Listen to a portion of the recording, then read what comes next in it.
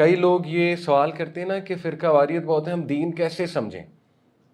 تو اللہ اور اللہ کے نبی نے بڑا زبردست فارمولہ دے دیا ہے.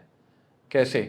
سورہ نساء کی آیت ہے، اللہ رب العالمین کہتے ہیں کہ جو کوئی بھی اللہ کے نبی کے راستے سے ہٹے باوجود اس کے کہ اس تک ہدایت آ چکی ہے اور سبیل المومنین کے علاوہ کوئی راستہ چوز کرے تو ہم اس کو گمراہ کریں گے اور اس کا ٹھکانہ جہنم ہے. سورہ نساء کی بڑی سخت آیا ہے. ٹھیک ہے، تو اللہ کے نبی نے آپ کو بڑا زبردست فارمولہ دے دیا دین کیسے سمجھنا ہے. It's crystal clear.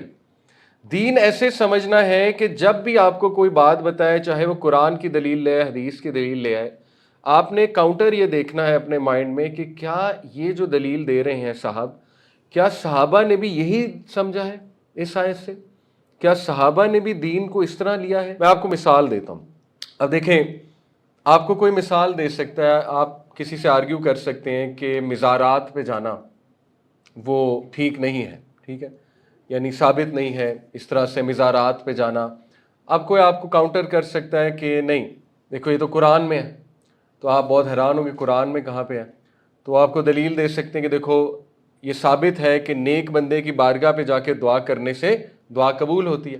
Main argument یہ ہے. ٹھیک ہے، تو وہ دلیل کیا ہے کہ حضرت مریم علیہ السلام کو جب زکریا علیہ السلام نے دیکھا کہ وہ بڑی عبادت کر رہی ہیں اپنے حجرے میں، تو انہوں نے ہاتھ اٹھائے، سورہ مریم میں، اور اللہ سے کیا دعا کی کہ اللہ مجھے اولاد عطا فرما، میں بوڑھا ہو گیا، مجھے اولاد عطا فرما.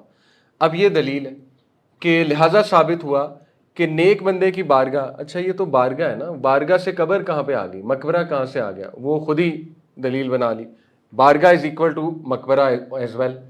تو ثابت ہوا کہ کسی کے مقبرے پہ جا کے دعا کرنے سے دعا قبول ہوتی ہے، نیک انسان کے مقبرے پہ جا کے.